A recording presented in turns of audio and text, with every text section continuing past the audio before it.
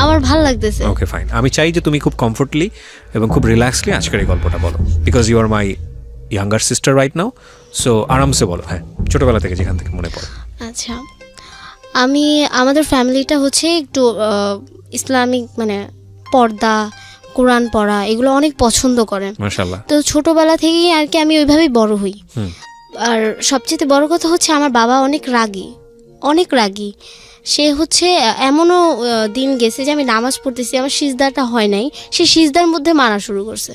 মানে আমি ছোটবেলা থেকেই তার কাছে আর কি মানে একটা মানে লাগতো যে আমি কিছু করতেছি, আমার গায়ে হাত তুলতেছি। তুমি কি আমাকে ঘটনাটা বলতে পারো কিনা, মানে ছোটবেলার কোনো ঘটনায় তুমি কষ্ট পেয়েছো বলে তুমি হয়তো ভাবে বলছো, ঠিক আছে।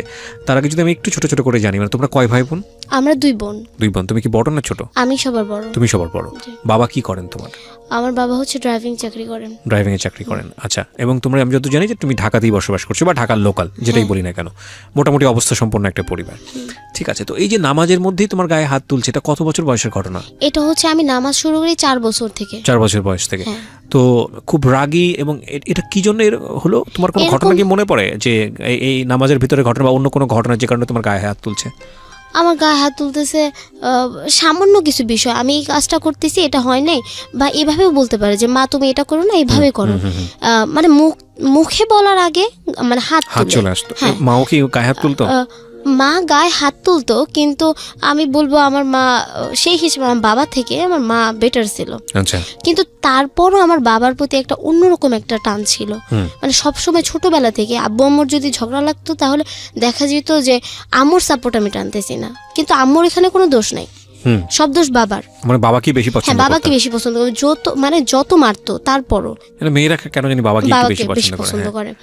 আমি তখন শরীর সরে শিখি, মাত্র 4 বছর বয়স। সে আমাকে হঠাৎ পড়াইতে বসে অনেক মারধর করে, মানে অনেক মারে। আমি ছোটবেলা থেকে এমনও দিন গেছে যে আমার দাদির সাথে আমার বাবার লাগছে, উল্টা এসে আমাকে মারতেছে, মানে এরকম একটা পরিস্থিতি। আচ্ছা। তো এরকম করতে করতে যায়, তো আমার 4 বছর বয়সের একটা কাহিনী। সেটা হচ্ছে একদিন, তখন তো অনেক ঘন ঘন কারেন্ট যেত। তো আমাদের বাসাটা এরকম ছিল যে বাথরুমের সাথে বাঁশঝাড় ছিল, জাম গাছ ছিল। তো ছোটবেলা থেকে ওইখানে বাথরুমে যেতে অনেক ভয় পাইতাম। তো মা আম্মুকে বলতেছে, আম্মু আমি একটু বাথরুমে যাব, একটু চলো আমার সাথে। আম্মু বলতেছে একা একা যায় অভ্যাস করো, আমি যাইতে পারবো না, বড় হইতেছো না তুমি। তো আম্মুর কথা শুই না, আম্মুকে অনেক রিকোয়েস্ট করছে, গেল না। তারপর হচ্ছে আমার চাচিদের বললাম, দাদিকে বললাম, তারা কেউই যাবে না, সবাই বসে গল্প করতেছে।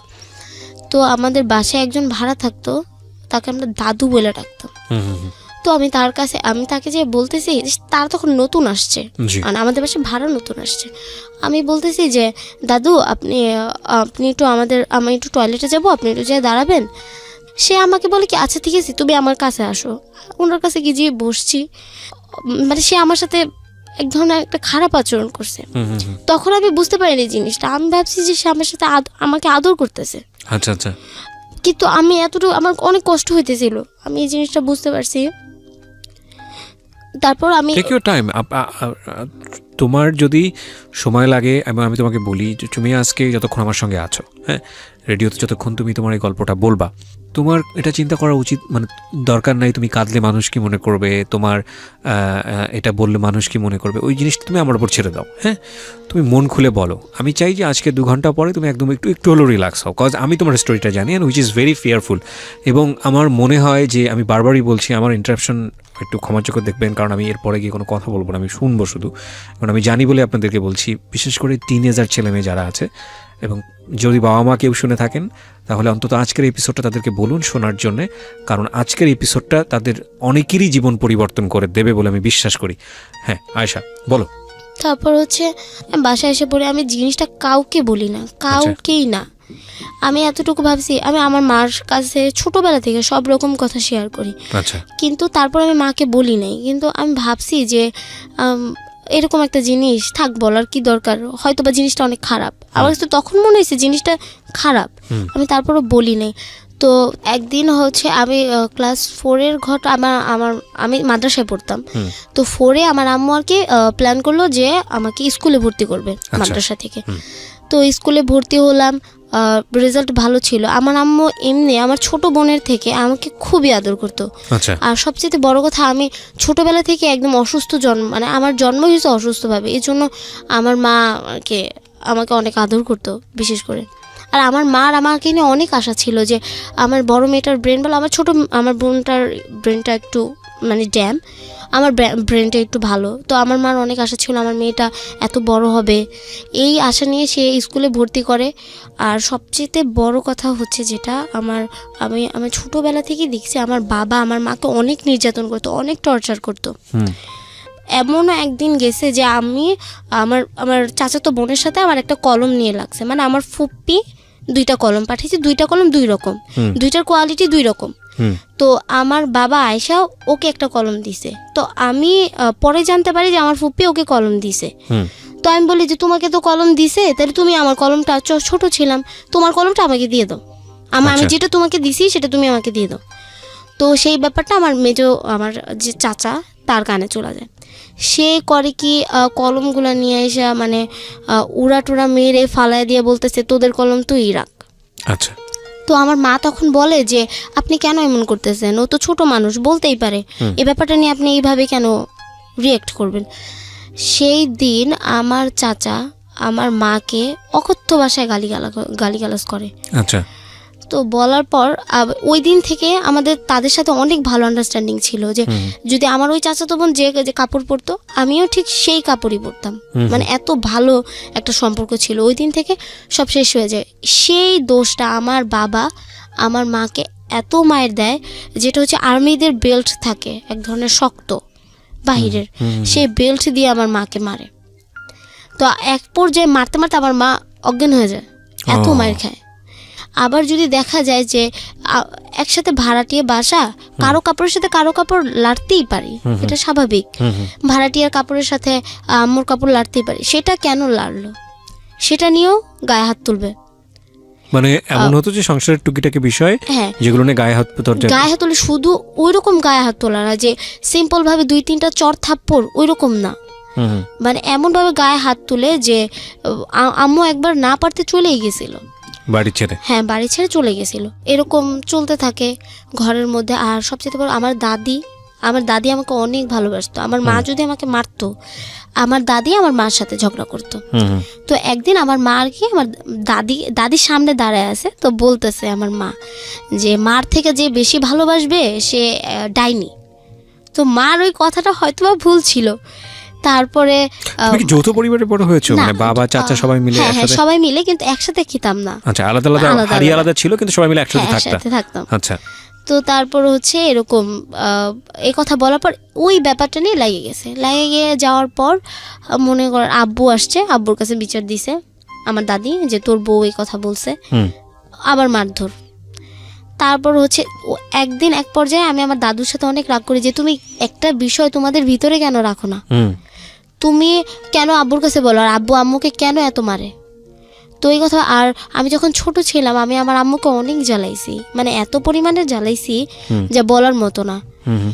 তারপর এমনও দিন গেছে যে মানে আমার আম্মু টিকতে না পারে, আমার যন্ত্রণা আমাকে নিয়ে বের হয়ে গেছে বাসা থেকে। আবার আমার বড় চাচার তখন বিয়ে করেনি, মানে আমার বাবা আগে বিয়ে করছে।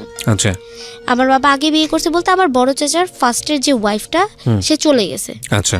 সে চলে গেছে। তো আমার মা ছোট হওয়ার পরেও সে তার ভাসুরের সব কিছু, মানে সব ইন টোটালি সব জামা কাপড় সব কিছু ধুইতো, সব কিছু ইয়ে করতো। আমার বড় চাচাও আমার মার নামে অনেক কথা বলতো, যদি তার একদিনের গোসলের পানিটা যদি চাইপা না দিত। আচ্ছা। অনেক কথা বলতো। তো এইসব মনে করেন আমার মা তারপরও সহ্য, খালি এই জিনিসটা ভাবতো যে এখন একটা সন্তান হয়ে গেছে, এখন কোথায় যাব। আর হচ্ছে রিলেশন করে বিয়ে হয়েছে, আমার নানা নানিরাও ও তো ফ্যাসিলিটিটা ভালো না। আমার মা সারা জীবন কষ্ট করছে, একদম ছোটবেলা থেকে 7 বছর থেকে সে গার্মেন্টসে চাকরি করছে যখন তার 7 বছর বয়স। আর আমার মা হচ্ছে তার একটা প্রবলেম ছিল, সেটা হচ্ছে আমার আম্মুর গলা দিয়ে ব্লাড বের হইতো। আচ্ছা আচ্ছা। ফুসফুসিতে ক্ষত ছিল তার। ওকে। তারপর হচ্ছে অনেক ট্রিটমেন্ট করছে অবশ্য, কিন্তু কোনো কাজ হয় নাই। কেউ বলছে টিবি রোগ হয়েছে, আবার কেউ বলছে যে যক্ষা হয়েছে, এর ফাঁকে আমি একটা কথা বলি, আমাদের বাসায় একটা ঝগড়া লাগছিল আমার ছোট ফুপ্পির সাথে আমার বাবার। মানে হচ্ছে আমার বাবার একটা মানে ছিল যে সে যেখানে যেত আমার দাদির সাথে আর কি সালাম দিয়ে যেত যে আচ্ছা ভালো থেকেন, মানে কথা বলে তার যাইতে হবে যেখানে যাক। আমার বাবা, তোমার বাবা? হ্যাঁ আমার বাবা। তোমার বাবা, আমি যেটা বুঝতে পারছি যে তার মা অর্থাৎ তোমার দাদির প্রতি অনেক বেশি শ্রদ্ধাশীল ছিল। শ্রদ্ধাশীল ছিল। আচ্ছা। তারপর হচ্ছে বাবা বলে যেত, তো আমার ফুপ্পির সাথে এরকম একটা বিষয় নিয়ে যে আমার ফুপ্পি আর কি বলতেছে যে ন্যাকামো, মানে এরকম কিছু একটা বলছে হয়তো বা। সো ওই 2-3 কথায় আর কি আমার বাবার সাথে আমার ফুপ্পি লেগে গেছে। লেগে যাওয়ার পর আমার বাবা কি করছে, আমার ওই ফুপ্পির গায়ে হাত তুলছে। তোলার পর আমার দাদি আবার মনে হয় একটু রেগে গেছে যে কেন ওর গায়ে তুই হাত তুলছিস, তোর তো বড় ছিল। তারপরে এই কথা, বড় বোনের গায়ে হাত তুলেছে? হ্যাঁ, বড় বোন বলতে তার 1 বছরের সিনিয়র হবে। আচ্ছা। আমার ছোট ফুপ্পি, সবার ছোট। ওকে। আর আমার বাবাই হচ্ছে ফ্যামিলির সবার ছোট ছেলে। তারপর করলো কি জয়া একটা জানালা ছিল, জানালার ভিতরে হাত ঘুষা দিল। কে? আমার বাবা, রাগে, আমার দাদির উপরে রাগ করে। এটা তুমি কত বছর বয়সে গল্প বলছো? এটা আমি 7 বছর। ওকে, ঘুষা দিল। তারপর হচ্ছে ঘুষা দিছে। তো আমি করলাম কি, মানে আমি অবস্থা দেখি আমার বাবার রগটা এখান থেকে পুরো ছিঁড়ে গেছে, এই হাতের এখান থেকে। ডাক্তার বলছে যে হাত কেটে ফেলতে হবে। তারপর হচ্ছে ডাক্তার বলল যে প্রায় হাতটা ফেলে দিতে হবে, এরকম একটা অবস্থা। আমি মানে যখন ঘুষা দিছে আমার বাবা, তো আমি বুঝতেছি যে আমার বাবার অনেক কষ্ট হইতেছে। আমি করছি কি, আমি যে বাবাকে পিছন থেকে জড়ায় ধরছি যে বাবা বাবা বইলা। তো তখন হচ্ছে আমার ছোট বোন মানে পেটে আমার মা। তো হচ্ছে আমাকে করলো কি, গেঞ্জিটা ধরে একটা আছাড় মারলো। ওই অবস্থাতে আমার গেঞ্জি ধরে আছাড় মারলো।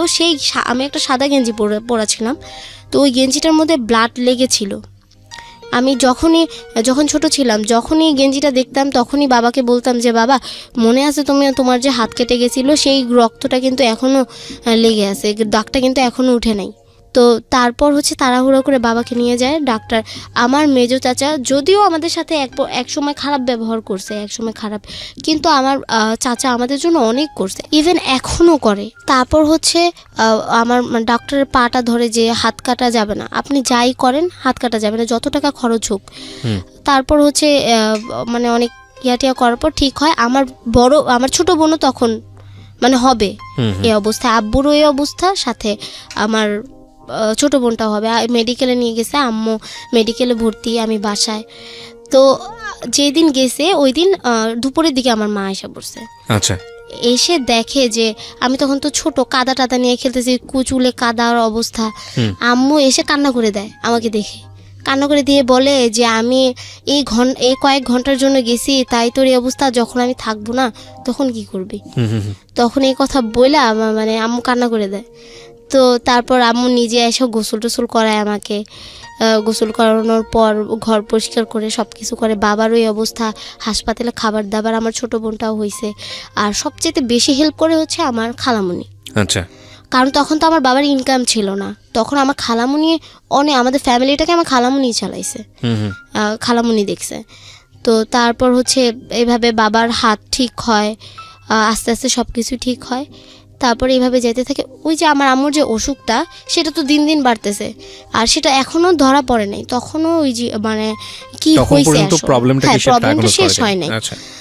তো আর এটা প্রত্যেক মাসে যেত, ব্লাডিংটা প্রত্যেক মাসে হইতো।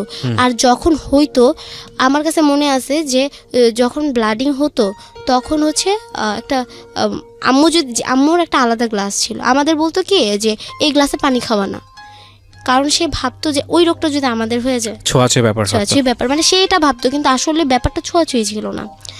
তারপর হচ্ছে সেই জিনিসটা ভাবার আমি আম্মুকে বলতাম যে আল্লাহ যদি দেয় তাহলে এইভাবেই হবে, এটা ছোঁয়াছুঁইর কোনো কিছু না।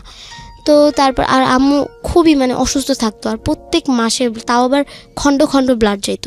আমি নিজের চোখে দেখছি আমার আম্মু যে কত কষ্ট করছে। তারপর এইভাবে একদিন আমি আস্তে আস্তে 6-এ উঠি। 5-এর এক্সামের একটা কথা বলি। যখন আমি 5-এর ফার্স্ট এক্সাম, যেটা সমপনীর প্রথম সামরিক পরীক্ষা, সেখানে আমার একটা সাবজেক্ট খারাপ হয়। সেটা হচ্ছে তুমি প্রথম সামরিক পরীক্ষায়, সামরিক না, এটা সাময়িক, প্রথম সাময়িক পরীক্ষায় এটা আমিও সাময়িকী বলতাম ওই সময়, এটা তো ভুল করে, এই কারণেই তোমাকে বললাম। হ্যাঁ ঠিক আছে, বলো। হ্যাঁ, প্রথম সাময়িক পরীক্ষায় আমি খারাপ রেজাল্ট করি আর কি, আচ্ছা। একটা সাবজেক্টে, সেটা হলো ম্যাথে খারাপ করি।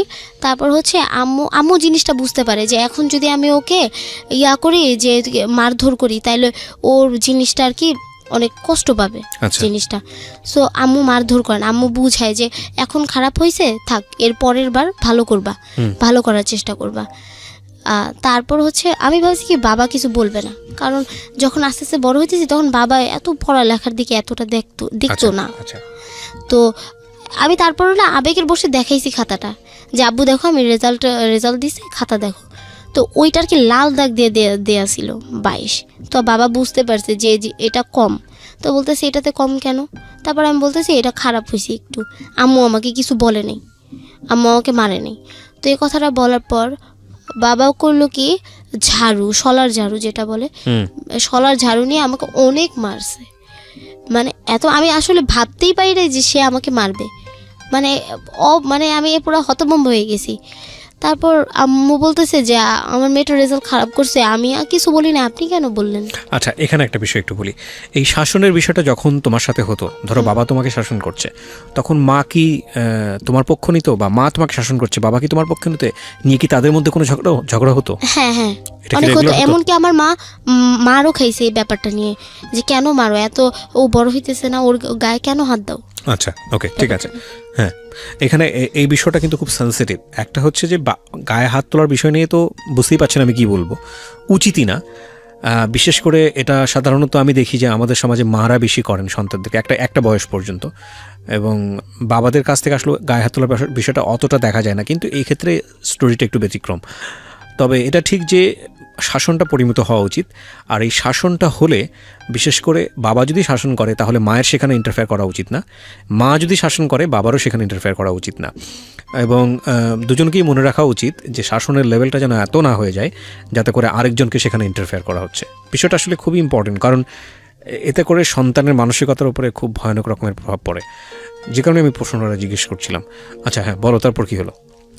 তারপর হচ্ছে মারার ওই দিন ছিল জুম্মার দিন, নামাজ পড়তে যাওয়ার পর আম্মু বলে যে তুমি থাক, মারছে তো কি হয়েছে, থাক, বাবাই তো মারছে। তো বলার পর আমি আবার হয়ে যাই। আমাকে আমার বাবার আবার কি, যে আমার বাবার কথা হচ্ছে তুমি অলরাউন্ডার থাকবা, পড়ালেখার দিক দিয়েও থাকবা, আরবি সাইডের দিক দিয়েও থাকবা। তারপর হচ্ছে আমার বাবা আমাকে একটা বই দেয়, সেটা হচ্ছে প্রশ্ন উত্তর ইসলামী আকিদা বইটার নাম। সেটা হচ্ছে ইসলামিক সবকিছু বিষয় ওই বইটার মধ্যে লেখা থাকে। তো আমাকে বলছে 3 মাসের টাইম দিছে, তখন আমি মাত্র ক্লাস 5-এ পড়ি। আমাকে বলে 3 মাসের মধ্যে এই বইটা কভার করে দিতে হবে, আমি এই কয়দিনের মধ্যে তোমাকে ধরবো, যদি তুমি না পারো তাহলে তোমার খবর আছে। এই বইটা নিয়ে আমি অনেক মার খেয়েছি আমি। আচ্ছা, এই যে বইটা তোমাকে দিয়ে তোমাকে এই ধরনের কড়া কথা বললো, ওই বইটার ভেতরে কি আছে, বা ওই বইটা আদৌ তুমি বুঝবা কিনা, বা না বুঝলে তোমাকে বুঝিয়ে দেওয়া, এই ধরনের কোনো বিষয় কি তোমার বাবা তোমার সঙ্গে কখনো করেছে, নাকি বইটা দিয়ে বলেছে তুমি কভার করে দিবা? জাস্ট এটুকু? না, বইটা দিয়ে বলছে কভার করে দিবা, না বুঝলেও তোমাকে কভার করতে হবে। হ্যাঁ, কভার করতে হবে, তোমার মুখস্থ করতে হবে, এমনকি কোরআনের আয়াত সহ, অর্থ সহ তোমার মুখস্থ। আর সবচেয়ে বড় কথা, আমি যখন 5 বছর বয়স, তখন আমি কোরআন খতম দিই আমি 5 বছর বয়সে। আচ্ছা। তারপর হচ্ছে ওই হিসেবে বাবা মনে করছে যে আমি হয়তোবা তাড়াতাড়ি কমপ্লিট করতে পারবো, হয়তোবা তার ধারণা ছিল এরকম। কিন্তু পড়ালেখার চাপ, আবার পাশাপাশি এই বইটা এটা কভার করা পসিবল না। তো এক পর্যায়ে আমি এইসব ডিপ্রেশন নিতে আমি অনেক অসুস্থ হয়ে যাই। ক্লাস 5-এর ঘটনা? হ্যাঁ, ক্লাস 6-এ? এটা হচ্ছে ক্লাস 5-এর ঘটনা। ক্লাস 5-এর ঘটনা, ওকে। হ্যাঁ, তো অনেক অসুস্থ হয়ে যাই। অসুস্থ হওয়ার পর বাবার ট্রিটমেন্ট 1 মাস 10 দিনে জ্বরে ভুগি আমি, আমার মনে আছে। তারপর হচ্ছে 3 মাস পর আমাকে ধরতো, আমি তো কমপ্লিট করতে পারতামই না একদম। আর সবচেয়ে বড় কথা, আমি 2-3টা প্রশ্ন যদি পারতামও, তারপর ওনারা দেখলাম ভয়ে বলতে পারতাম না। আচ্ছা। তার চোখের দিকে তাকালে আমার ভয় লাগতো। তারপর হচ্ছে এরকম বলতে পারতাম না। তারপর এরকম শুধু টাইম দিত, আর বলতে পারতো, আর মারতো। এমনকি কলমের চাপ থেকে শুরু করে, কলম আঙুলের নিচে রেখে মারা থেকে শুরু করে, পায়ের মধ্যে মারা থেকে, সব রকম মার শেষ আমার। এগুলো মারলে তুমি কি করতে? চিল্লাচিল্লি করতে, কান্নাকাটি করতে? হ্যাঁ, আমি কান্নাকাটি করতাম, খুব কান্না করতাম। তারপর হচ্ছে আম্মু সহ্য করতে পারতো না, আম্মু ঠেকাইতে গেলে আম্মুকেও মারতো। খালি ঠেকাইতে পারতো একজন, সে হচ্ছে আমার দাদি। আমার দাদিকে পাঠিয়ে দিত আমার মা। তো এমনও সময় গেছে দরজা বন্ধ করে আমার মারতেছে, দরজা অফ করে দিয়ে, কারণ জানে দাদি আসলে মারতে পারবে না, এই জন্য দরজা অফ করে দিয়ে মারতেছে। মানে আমার উপরে এক ধরনের অনেক টর্চার করা হতো, যেটা হচ্ছে আমার ছোট বোনের বেলা আমার ছোট বোন কিছুটা মাফ পাইছে। তারপর হচ্ছে আস্তে আস্তে উনি এরকম বড় হই। আমি যখন ফাইভের শেষের দিকে, আমাদের সমাপনী এক্সাম শেষ, রেজাল্ট দিবে, তো সেই মুহূর্তে আমাদের যে এলাকাটা সেটার পাশে একটা খালের মতো ছিল, এটা ভরাট করছে, মানে এক এলাকার সাথে আরেক এলাকা অ্যাডজাস্ট হয়েছে। তো তখন আমি ওই জায়গায় যাই, মানে এমনি দাঁড়াচ্ছি, ছেলেরা ওখানে খেলতো, ছোট ছিলাম, আর ওরা সবাই বড় বড় ছেলেরা খেলতো, দাঁড়ায় ছিলাম, সাঁকো ছিল একটা। তো ওইখানে দাঁড়ায় আমি মানে দেখতেছি, আমার মা এসে মাত্র মানে আমাকে বলল যে তোর বাবা আসতেছে বলছে। আমি করছি কি, আমি ভাবছি যে আমাকে যদি এখানে দেখে তাহলে আমার খবর আছে। মানে আমার বাবার কথা ছিল যে আমি বাসা থেকে আমি মানে বের হইতে পারবো না, একদম চুপচাপ থাকবো। আমি ছোটবেলা থেকে অনেক চঞ্চল, আর মানে আমার বাবার কথা, আমি বাসা থেকে বের হইতে পারবো না।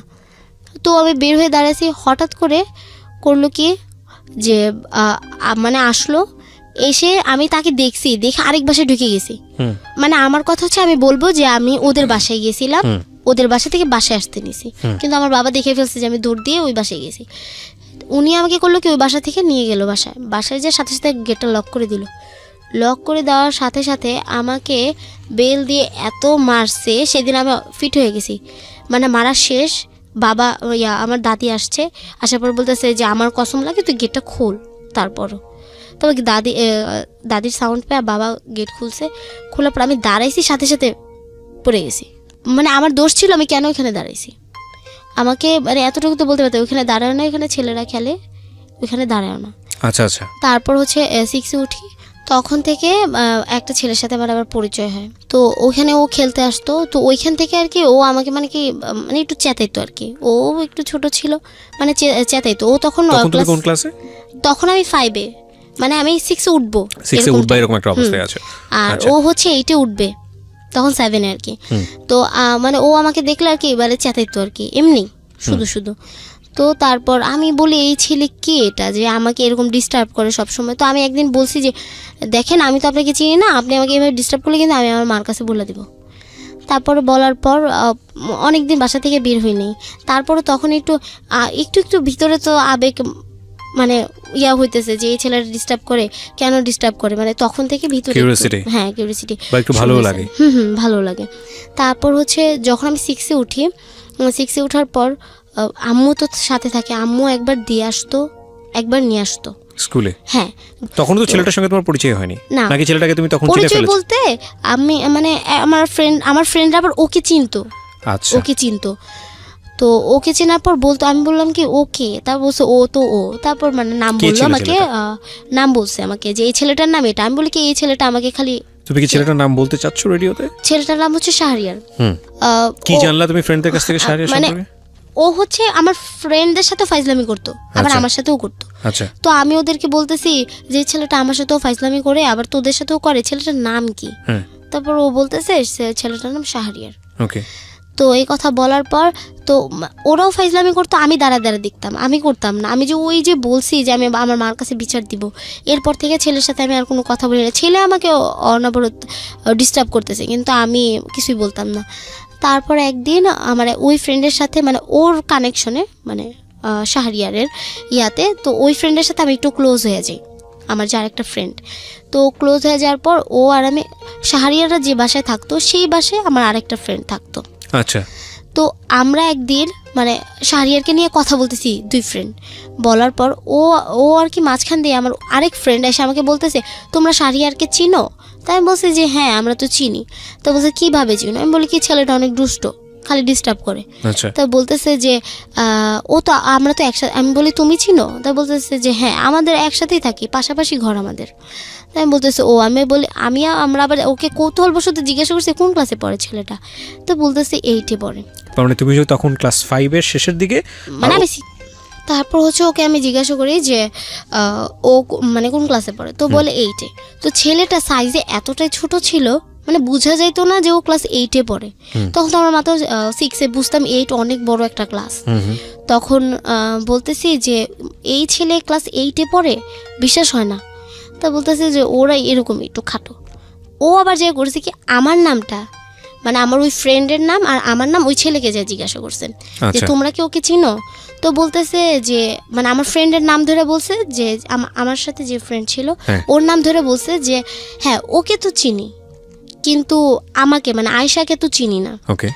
তো আয়েশাকে চিনি না। একদিন আমি শীতের দিন, আমার আবার একটু ঘোরার স্বভাব অনেক বেশি, আমি ঘুরতে অনেক পছন্দ করি। সকাল সকাল আমি বাসা থেকে বের হয়ে ওই জায়গাটায় দাঁড়ায় থাকি। তো দেখি ওই ছেলেটা আসতেছে, আয়েশা এক জায়গায় বসার পর সে আমার নাম ধরে আর কি ডাকতেছে। ডাকার পর বলতেছে, আমি ভাবতেছি যে সে আমার নাম জানে কিভাবে, আমি তো বলি নাই তাকে। এর মধ্যে আমি দাঁড়ায় আছি, মা আসছে। আম্মু আসা দেখে যে আমি গেটের বাইরে দাঁড়ায় আছি। তো আমি বলতেছি তুমি গেটের বাইরে সকাল সকাল কী করো?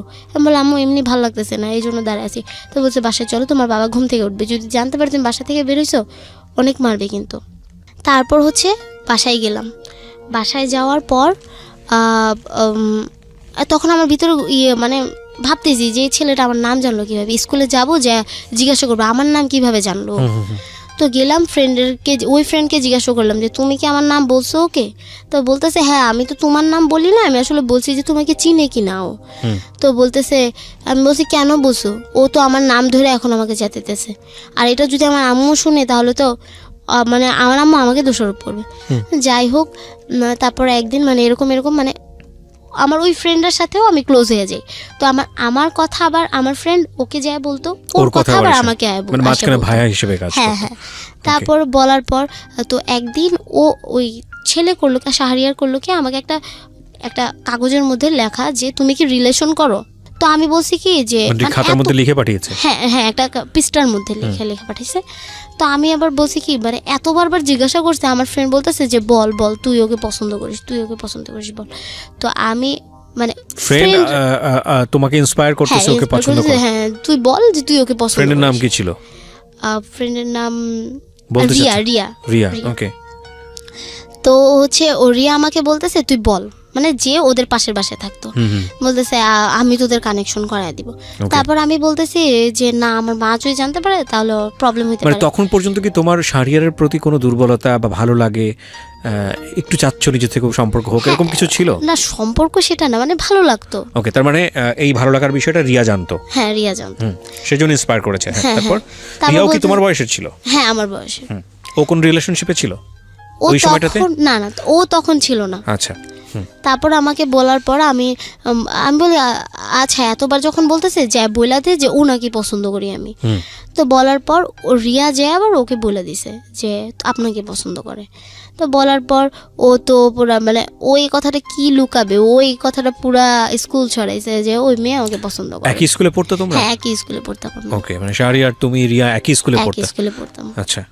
তারপর হচ্ছে এই কথা বলার পর তো রিলেশন না, মানে এমনি দেখা হইতো, কোনো রিলেশন না। মানে আমি পরের দিন আবার আমি বলে দিছি ওকে যা বলবে আমি যা বলছি ফান করে বলছি, আমি মানে সিরিয়াসলি বলিনি কথাটা। আর আমার মা যদি জানতে পারে তাহলে সমস্যা হবে। তো ওই দিনের পর থেকে ওর সাথে আমার আর কোনো কানেকশন নেই। আম্মু দিয়ে আসতো নিয়ে আসতো এই পর্যন্তই। এর ফাঁকে হচ্ছে আম্মুর যে সমস্যাটা, যে ব্লাড বের হইতো, তো সেটার কি চিকিৎসা চলতেছে। তো এক পর্যায়ে যখন আমি 6-এর শেষের দিকে এসে পড়ছি, ফাইনাল এক্সাম শেষ, এর আগে আমার আম্মু হচ্ছে বক্ষব্যাধিতে ভর্তি ছিল 1 মাস। তো ভর্তি থাকার পর আম্মুর কাছে ভালো লাগতো না, মানে আমাদের ছাড়া একদমই তা ভালো লাগতো না। তারপর আম্মু বলতেছে যে আমার তো ভালো লাগে না এই জায়গায়, আমাকে নিয়ে যাও। আমার বাবাকে বলতেছে, তো বলতেছে তুমি সারাদিন এরকম কাশাকাশি, আম্মু অনেক কাশতো, তুমি সারাদিন এভাবে কাশবা, আমার ভালো লাগে না।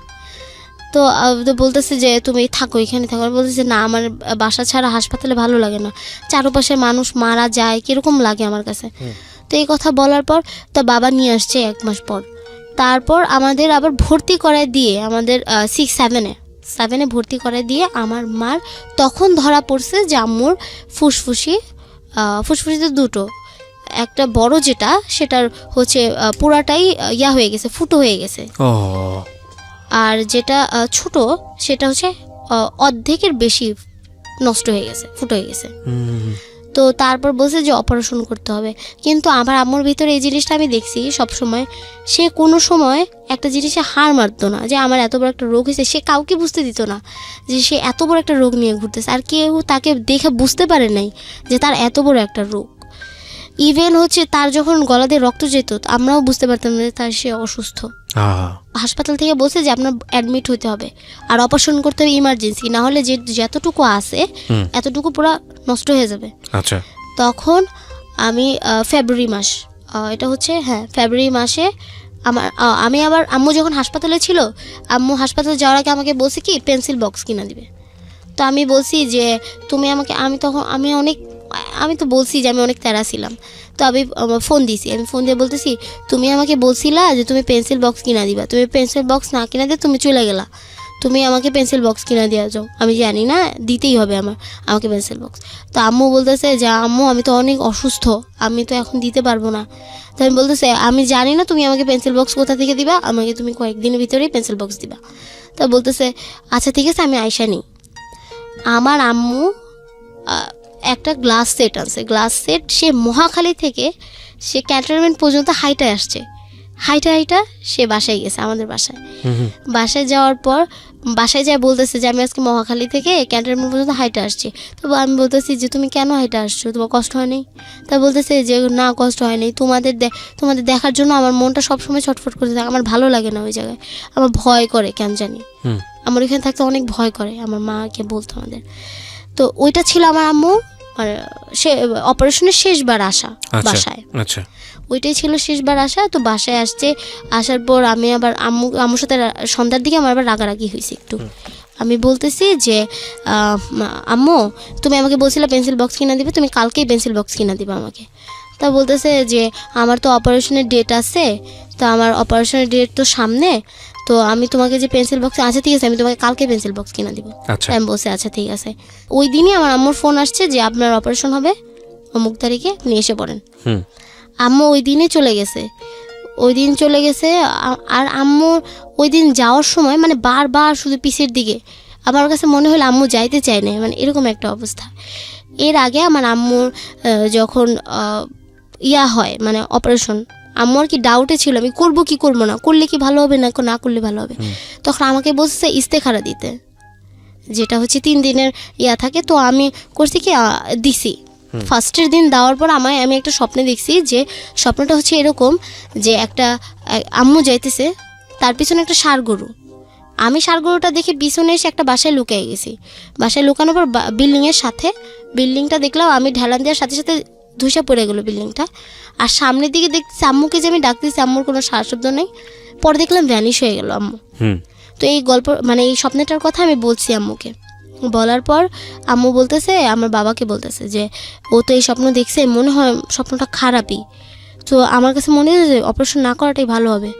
আমার বাবা বলতেছে যে না, তুমি কি সারা জীবন এভাবে খক্কর করবা, মানে কাশবা, মানে সে ব্যঙ্গ করতেছে এক হিসেবে, তুমি এরকম কাশবা আমার ভালো লাগে না, রাত জেগে এরকম করো আমার কাছে সহ্য হয় না, এগুলা তোমার অপারেশন করতেই হবে। তারপর এই কথা বলার পর তারপর আম্মু বলছে যে আব্বুর কথা শুনে বলছে যে আচ্ছা ঠিক আছে তাহলে করবো। আর ও আমাকে বলতেছে যে বাবা বলতেছে যে ও ছোট মানুষ, ও যা দেখছে এর উপরে আর কি থাকুক গা, ওর কথা ধরে তো তোমার অপারেশন বন্ধ করা যাবে না। এই কথা বলার পর আম্মু আব্বুর কথা শুনে রাজি হয়েছে। আর সবচেয়ে বড় কথা হচ্ছে আমার মা আমার বাবাকে অনেক ভালোবাসতো, অনেক অসম্ভব ভালোবাসতো। আর সে এতটা বিশ্বাস করতো আমার বাবাকে, সে মানে অনেক বিশ্বাস করতো, সবার কাছে বলতো। আর সবচেয়ে বড় কথা আমার মাকে কোনো সময় দেখি না পার্সোনালি সে নিজের জন্য একটা কাপড় বানাইছে, সে তার বোনের কাপড়, আমার খালা হচ্ছে একটু খাটো আমার মা থেকে, আমার মা লম্বা ছিল, তার কাপড়গুলোর মধ্যে আরেক কাপড় জোড়া দিয়ে লম্বা করে সে পরতো।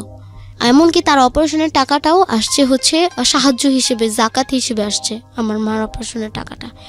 আর হচ্ছে আমার মার ট্রিটমেন্ট হচ্ছে সরকারি হাসপাতালে হয়েছে। তো তারপর যেই দিন অপারেশন 22, এটা হচ্ছে 11 তারিখে, ফেব্রুয়ারি মাসের 11 তারিখে অপারেশনটা হয়েছে। অপারেশন হওয়ার পর সাকসেসফুল হয়েছে, হওয়ার পর আমরা বের হয়েছি, আমি বাসায় চলে গেছি। আম্মুর ওই দিন জ্ঞান ফিরে নেই। অপারেশন করার পর যখন ফুসফুসিটা চেক করছে, ওটার ভিতরে দেখছে টিবি ধরা পড়ছে আর হচ্ছে পুজ হয়েছে, ইনফেকশন হয়ে গেছে। তারপর হচ্ছে আম্মু অনেক দিন আইসিইউতে ছিল। লাস্ট বার আম্মুকে আমরা দেখতে চাই হচ্ছে 21শে ফেব্রুয়ারিতে, আমি আর আমার বাবা দেখতে যাই। তো ওই দিন দেখতে যাওয়ার পর আমি মানে বক্ষব্যাধিতে ঢোকার সাথে সাথে দেখি একটা মহিলার লাশ। তো দেখা আমার ভিতরে একটা চিপ দিছে, যে আমার কাছে মনে হইতেছিল যে আমার মার সাথে হয়তো বা এটা আমার শেষ দেখা, আমার কাছে এটা মনে হইতেছিল। আমি আস্তে আস্তে আগেইতেছি, আর আমার ভিতরে মানে কেমন জানি এক ধরনের অদ্ভুত একটা কাজ করতেছে। যাওয়ার পর আম্মুকে দেখলাম, আম্মুকে দেখা মানে এমন লাগলো যে যে মানুষটা এতটা শক্ত ছিল সে মানুষটা এত তাড়াতাড়ি মানে এতটা নিস্তেজ হয়ে গেছে, সে যা বলার মতো না। তারপর আমি যাই আম্মুকে জড়ায় ধরছি, জড়ায় ধরে বলতেছি দেখি উঠতে পারে না, এই সাইড পুরাই কাটা আমার মার, এভাবে ধরে উঠতে হয়, একটা গামছা বাঁধা ছিল বেডের সাথে, সেটা ধরে উঠতে হয়। আমাকে দেখে আমার কাছে মনে হলো কি আমার মা আমাদের চিনে না, আমার কাছে এরকম মনে হলো যে আমার মা আমাদের চিনে না, মানে এতটা মানে শরীরের যন্ত্রণায় সে আর কি আমাদের সাথে কথা বলতে এতটা ইচ্ছুক না। তারপর দুপুর পর্যন্ত থাকলাম, জুম্মার নামাজ পড়তে পর্যন্ত। আম্মুকে আব্বুর সাথে কথা টথা বলে আম্মুকে বিদায় টিদায় দিয়ে আসলাম। আসার পর বাসায় আসা সন্ধ্যার দিকে আম্মু কল দিছে, বাবা আসছে বাসায়। কল দেওয়ার পর আম্মু বলতেছে যে আমি কালকে আয়সা পড়বো, আমাকে কালকে রিলিজ করে দিবে। আমরা তো অবাক যে শিলি এখনও শুকাইলে রিলিজ করে দিবে, এটা আবার কেমন ধরনের। তো বলতেছে যে না, আমাকে ডাক্তার বলছে আয়সা যে আমাকে রিলিজ করে দিবে। তো বলতেছে যে আব্বু বলতেছে তুমি কি পাগল হয়ে গেছো, তোমাকে রিলিজ করে দিবে। আমার বাবাকে বলতেছে মেজো ভাবিকে দাও, মানে আমার মেজো চাচিকে দাও, দিতে বলতেছে মেজো ভাবিকে দাও। দিছে, দেওয়ার পর আমার মেজো চাচিকে বলতেছে যে আমাকে কালকে রিলিজ করে দিবে, ঘরটা একদম সুন্দর করে পরিষ্কার করবি, তুই একদম সানসেটগুলো মুছবি বিছানা একড়া দিয়ে, এত সুন্দর করে বর্ণনা করতেছে। ঠিক ওইভাবেই পরের দিন সকালে ঘুম থেকে উঠছি আমরা ওই দিন একটু লেট করে ঘুম থেকে উঠছি। উঠার পর বাবার কাছে সকালেই ফোন আসছে, আম্মুর অবস্থা অনেক খারাপ, বেড থেকে নিচে পড়ে গেছে মাথা ঘুরায়। সে আর কি উঠে মশারিটা খুলতে নিছে, ওই মুহূর্তে মাথা ঘুরে নিচের দিকে পড়ে গেছে। ওই তখন থেকে যে তার অবস্থা খারাপ। তারপর আব্বুর কাছে খবর গেছে, আব্বু আমাকে বলতেছে তুই এতক্ষণ ধরে ঘুমাইতেছিস, তোর আম্মুর অনেক অবস্থা খারাপ। তাও আমি বলতেছি যে আমি চুপ করে আছি, কিছু বলিনি। তো আব্বু চলে যাওয়ার পর ওই দিন আমি স্কুলে গেছি। স্কুলে যাওয়ার পর সেই দিন মানে একটু মুডটা একটু অফ ছিল। স্কুলে আসলাম, আসার পরে মেজো কাকির কাছে শুনতে পারলাম আম্মুর অবস্থা আরও বেশি খারাপ। ডাক্তার বলছে যে সম্ভাবনা আছে, আবার সম্ভাবনা নাই বাঁচার। এই কথাটা বলার পর শোনার পর আমি অনেক কান্না করতেছি। আমার চাচি বলতেছে দোয়া কর যে, তারপর হচ্ছে দোয়া দুরুস পড়তেছি। হঠাৎ আমি এক মুহূর্তে সেন্সলেস হয়ে যাই। সেন্সলেস হওয়ার পর তারপর হচ্ছে আমাকে ঘরে নিয়ে যায়। আমি যে কখন ঘুমায় যাই আমি নিজেও জানি না। 3টার দিকে আমাদের ঘরে নক হয়, 3:15-তে রাত 3:15-তে নক হয়। আমার ভিতরে তখনই আমি বুঝতে পারছি যে হয়তো দরজা খোলার পর একটা খারাপ সংবাদ শুনবো। দরজা খোলার পরে আমি দেখি যে আবার আমার চাচি বসে বলতেছে তোর আম্মু আর নাই। কথাটা শোনার পর আমি স্তব্ধ হয়ে যাই। মানে তারপর তখন 3:15 বাজে, রাত 3:15 বাজে। তারিখ হচ্ছে 23শে ফেব্রুয়ারি। জি। তো শোনার পর আম্মুকে নিয়ে আসা হয় বাসায়। নিয়ে আসার পর বাসায় আমাদের ঘরে রাখা হয় আম্মুকে। তো আমার বাবা 3বার সেন্সলেস হয়ে যায় এই সংবাদটা শোনার পর। আচ্ছা। সব কিছুই মানে আম্মুকে গোসল টোসল করার পর আম্মুকে যখন শেষবারের মতো দেখবো, আমার বড় ফুপ্পি আমাকে বলতেছে যে শেষবারের মতো তোমার মাকে দেখে নাও, এরপরে আর তোমার মাকে দেখতে পারবো না কোনো দিনও। আর আম্মুকে এরকম মনে হইতেছিল যে আম্মু মনে হইতেছিল না যে সে মারা গেছে, মনে হইতেছিল যে একটু ঘুমায় আছে। আর আমি জানি না কেন আম্মু মারা যাওয়ার পরে মানে আমার চোখ দিয়ে পানি বের হয় না, কিন্তু খুবই কষ্ট পাইছি আমি। এটা আমি বুঝতে পারছি যে আমি অনেক কষ্ট পাইছি।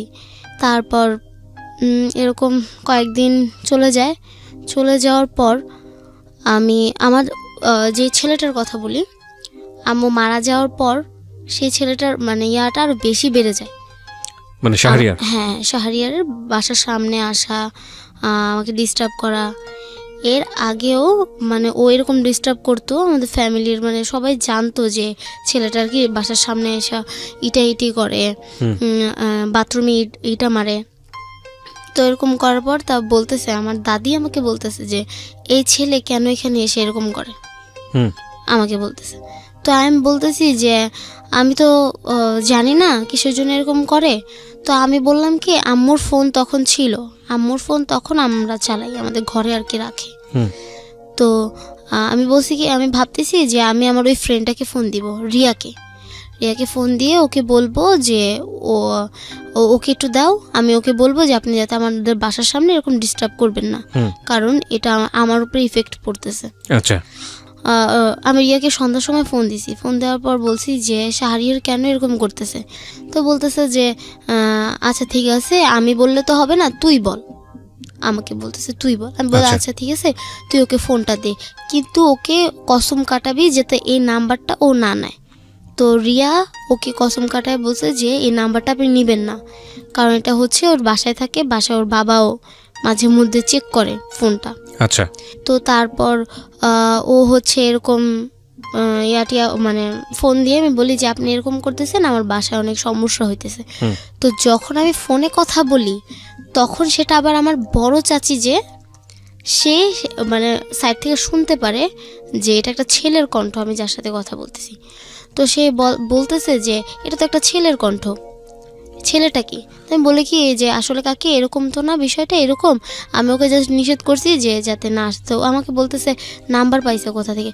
তো আমার কাকি না বুঝে মানে না জেনে আমাকে বলতেছে যে মা মারা গেছে, এখনই এগুলা শুরু করে দিছিস। ওকে ওকে। তারপর এই কথা বলার পর আমি আবার বলতেছি যে না কাকি আসলে তো আমি এরকম করতেছি না, আমি ওকে বারণ করছি যাতে আমাদের বাসার সামনে না আসে। তো শাহরিয়ার নাম্বারটা পাওয়ার পর ও আমাকে শুধু ডিস্টার্ব করতো, ফোন দিত ওর ফ্রেন্ডদের নাম্বার থেকে ফোন দিত। দেখতাম কি আমার বাবার সামনে ফোনটা আমি রাখতে পারতেছি না, ফোন দিলে অবশ্যই আমার বাবা ধরবে, ধরার পর যদি বলে যে তুমি কে, কোথা থেকে ফোন দিছো, কাকে চাও, যদি ও বলে দেয় তাহলে তো আমার প্রবলেম হবে। তো ফোনটা আমার কাছে রাখি, আমি সবসময় আমার কাছে রাখি। তো এরকম মানে কথা বলতে বলতে মানে ও আমাকে কনভিন্স করে যে তুমি বলো, নাইলে কিন্তু আমি তোমাকে ডিস্টার্ব করবি ভাবে আমাকে বলে। তো আমিও কথা বলতে বলতে একটু উইকনেস চলে আসা পড়ে আর কি ওর প্রতি।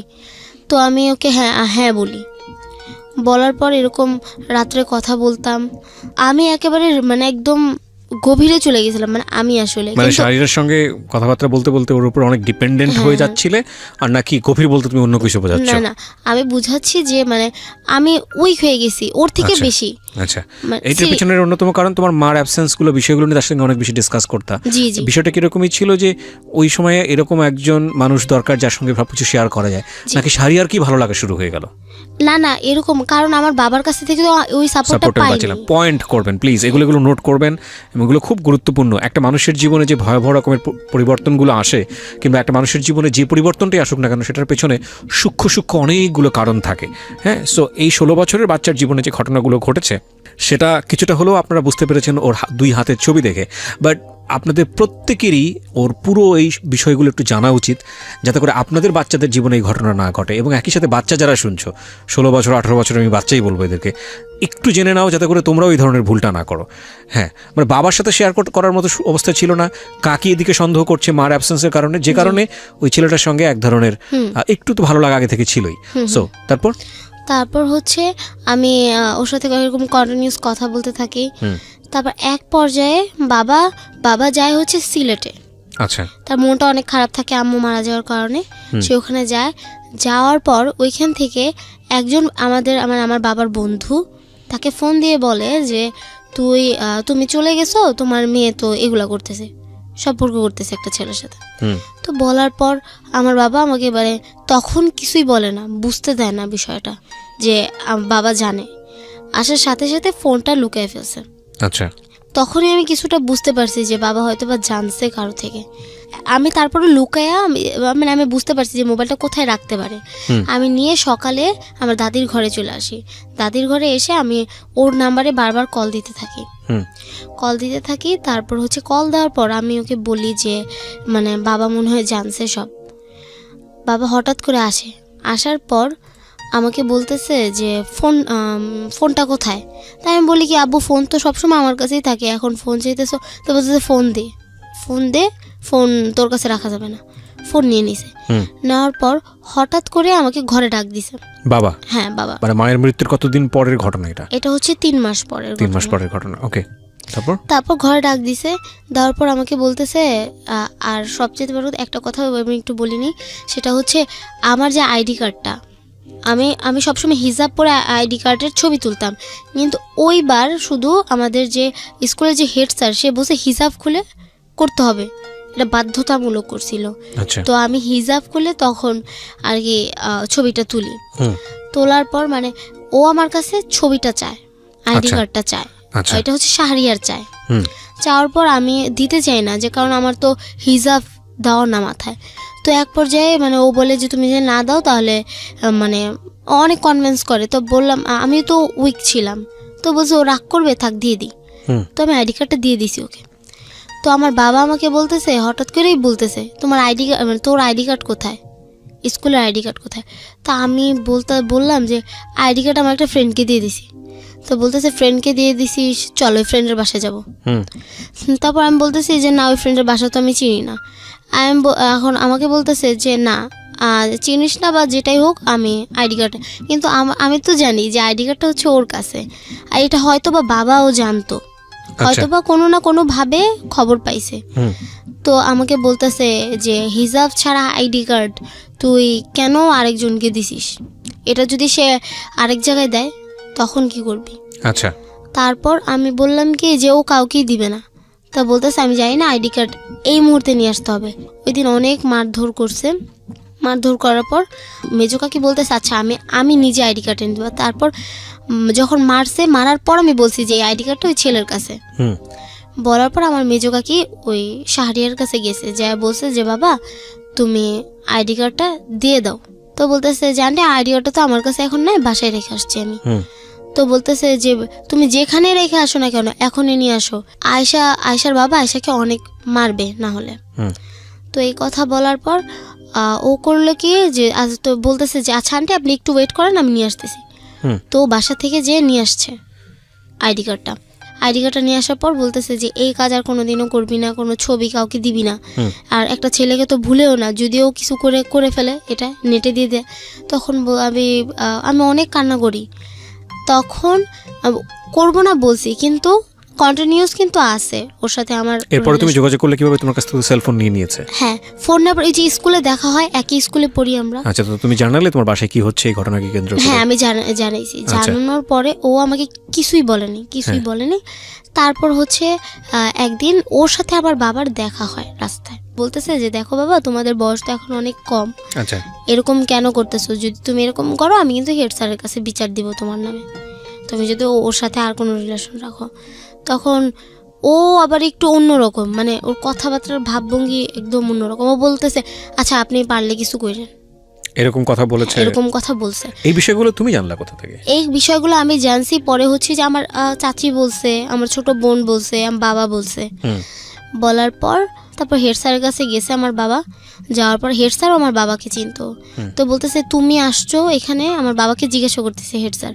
তো বলতেছে যে আপনাদের স্কুলে এই নামে একটা ছেলে আছে, আমার মেয়েকে অনেক ডিস্টার্ব করতেছে। এটা তোমার বাবা? আমার বাবা বলছে। তো হেড স্যারকে বলতেছে যদি এর পরে এরকম কাজ করে আপনার স্কুলের এই স্টুডেন্ট, তাহলে কিন্তু এটা অন্যরকম হয়ে যাবে। তো এই কথা বলার পর হেড স্যার বলছে আচ্ছা ঠিক আছে, তুমি রাগারাগি করো না, আমি ব্যাপারটা দেখতেছি। তারপর ওকে ডাইকা নিয়ে আসার পর ওকে বলে যে তোমার বাবা মাকে ডাক দাও। কিন্তু এই ব্যাপারটা নিয়ে হেড স্যার ওর বাবা মার সাথে কিছু বলে না, ও এলাকার বড় ভাই নিয়ে যায়। এগুলো কি ইন দ্য মিন টাইম তোমাকে জানাচ্ছিল যে এরকম করেছে তোমার বাবা? হ্যাঁ, এটা আমি পরে ওর থেকে শুনতে পারছি। কি পুরো ঘটনা ঘটার পরে শুনেছো না ঘটনার মাঝখানে শুনেছো? না, আমি ঘটার পরে শুনছি। আচ্ছা, ঘটনার পরে। তারপর হ্যাঁ, এলাকার বড় ভাই নিয়ে যায়। তারপর হচ্ছে এলাকার বড় ভাইকে নিয়ে যায়। তারপরে একদিন ও আমার সাথে সকালে আমাকে দেখার জন্য আসে, সেটা ওর বড় বোন জানতে পারে। তো ওর বড় বোন জানার পর ওকে অনেক মারধর করে। মারার পর 2-3 দিন এমনি কানেকশন ভালো থাকে, এর পরের দিন আমাকে না করে দেয় 2-3 দিন পর, যে আমি রিলেশন রাখতে পারবো না তোমার সাথে। আচ্ছা। তো আমি বলছি যে কেন? তো বলতেছে যে আমার ফ্যামিলিতে অনেক সমস্যা হইতেছে। এটা ও নিজে এসে বলে নাই, ওর এক ফ্রেন্ডকে দিয়ে আমাকে বলাইছে ব্যাপারটা। তারপর বলানোর পর আমি তো বলছি আচ্ছা ঠিক আছে, কিন্তু আমি পরে আমি নিজের মানে মেন্টালি আমি একদম অন্যরকম হয়ে যাই। মানে এটা বলার পরে? হ্যাঁ, কিন্তু ও আমার নাম নিয়ে অনেকবার মানে ব্যঙ্গ করছে, ওর ফ্রেন্ড সার্কেল আমাকে, এমনকি আমাকে অনেক কথা বলছে রাস্তার মধ্যে, অনেক ইফটিজিং করতো। এমনকি ওর যন্ত্রটা আমি নেকাবও পরে কয়েকদিন চলছি। তখন ভাবলাম যে পড়াশোনার প্রতি মনোযোগ দিতে হবে। তখন এর মধ্যে কিন্তু মানসিক যে একটা অশান্তি এটা ছিল আমার ভিতরে। আচ্ছা। আর হচ্ছে ক্লাস 7 আমি যে ছোটবেলার কথা বললাম যে আমি একটু অ্যাপিউজড হই ছোটবেলার, সেই ঘটনাটা আমি ক্লাস 7 আমার দাদির কাছে জানাই। আচ্ছা। আর সেটা হচ্ছে লাইফ ওকে যে সাবধান ইন্ডিয়া, এটার ভিতর এরকম একটা কাহিনী দেখাইতেছিল। রাইট। তো তখন আমার কাছে ভিতরে আমার মনে হলো যে আমার সাথে তো সেম কাহিনী হয়েছে, সেম কাহিনী তো আমার হয়েছে। তখন আমার মনে হতেছিল আমি যদি এখন কারোর কাছে না বলি, আমি মনে হয় হয়তো বা আমি আর থাকতে পারতেছি না, বিষয়টা আমার ভিতরে রেখা। আচ্ছা। তারপর হচ্ছে এই কথা বলার পর তুমি এক পর্যায়ে বলে দাও? হ্যাঁ, বলে দিছি। বলে দেওয়ার পর আমার দাদি আমাকে বলতেছে যে তাহলে এই কথাটা তুমি এতদিন আমাকে কেন বলো নাই? তাই আমি বলছি যে এতদিন বলি নাই, বললে হয়তো বা তোমরা বিশ্বাস করতে না, বা আমার কাছে জিনিসটা অনেক খারাপ লাগছে। দাদি ভাবছে যে এটা মনে হয় রিসেন্টলির ঘটনা, সেটা বুঝতে পারি না সেটা অনেক আগের ঘটনা। আচ্ছা। সেটা আমার ফুপ্পির কাছে বলছে। আমার ফুপ্পি তখন আবার মানে আমার ফুপ্পি কাউকে বলেনি, সে তার ভিতরে নিছে যে। তারপর আমার ফুপ্পি আমাকে জিজ্ঞাসা করলো যে এটা তোমার কত বছর আগের ঘটনা? তাও বলছে আমি অনেক ছোটকালের ঘটনা এটা। তারপর আমার ফুপ্পি বলছে আচ্ছা ঠিক আছে, এগুলো বাদ দাও, জীবনে এরকম হয় ছোটকালে, এগুলো নিয়ে তুমি কষ্ট পাও না।